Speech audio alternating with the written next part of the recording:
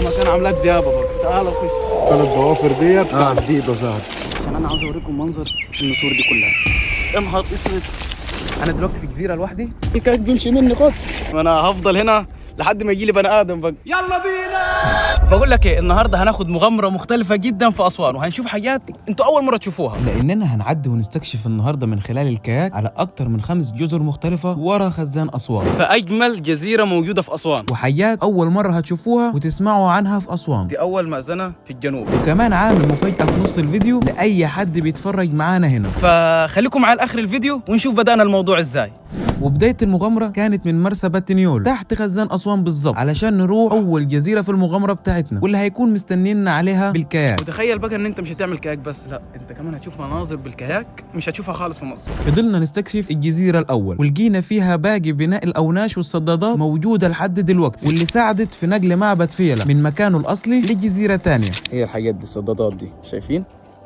دي بواقي سدادات المية اللي كانوا بيستخدموها عشان يعرفوا ينقلوا المعبد. وطبعا احنا النهارده مع شركه جولدن نوبيا للكاياك، واللي المغامره بتاعتنا النهارده ما كانتش هتتم الا بيهم. بدانا بالتدريب بالكاياك، وطبعا الموضوع امان لاي حد هيجي، لانك هتبقى جاهز من ناحيه التدريب الاول، وهيكون موجود لانش للمراقبه، وطبعا اللايف جاكيت. وبالنسبه للاسعار والوقت سيب كومنت على الفيديو وهبعت لك التفاصيل كامله في الخاص. والمفاجاه بقى عامل لكم خصم 10% من السعر لاي حد هيجي ويقول لهم من طرف كوبا جازو. ويلا نبدأ المغامرة الأولى، محمية جبل شيشة. دلوقتي احنا داخلين على محمية طبيعية. احنا دلوقتي في محمية جبل شيشة. المحمية دي بتضم كمية طيور انا اول مرة اشوفها في حياتي اساسا. ودلوقتي دي كلها نسور، يعني انا هحاول اجرب عشان انا عاوز اوريكم منظر النسور دي كلها. وده من النادر انك تشوف نسر اصلا نازل. ما كنتش اتوقع في يوم اني اشوف نسر موجود ونازل قدامي، وحاولت اصوره لكم، وده كان اكتر حاجه ابهرتني في المكان. ركنت الكاياك ونزلت للمحميه علشان استكشفها معكم، لكن للاسف كان كل ما اجرب يطيروا مني، لكن ما يئستش ولقيت طيور نازله في جزء تاني. خدت الكاياك ورحت علشان اوريها لكم. سامعين الصوت؟ اهو شايفين؟ بصوا طاروا تقريبا. دي من احلى المغامرات في حياتي. بصوا بقى، بصوا فوق، شايفين دي النسور دي؟ سبحان الله. بصوا شايفين الطيور؟ ده الإيبس.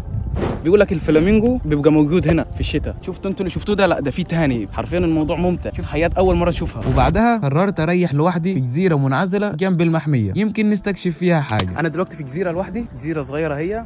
ركنت الكاياك بتاعي وهشوف بعد كده هروح فين. انا حرفيا ماشي لوحدي بالكاياك. خلينا كده ماشيين. ايوه ده كله شجر جوافه. ده جوافه دي، تعال نغسلها.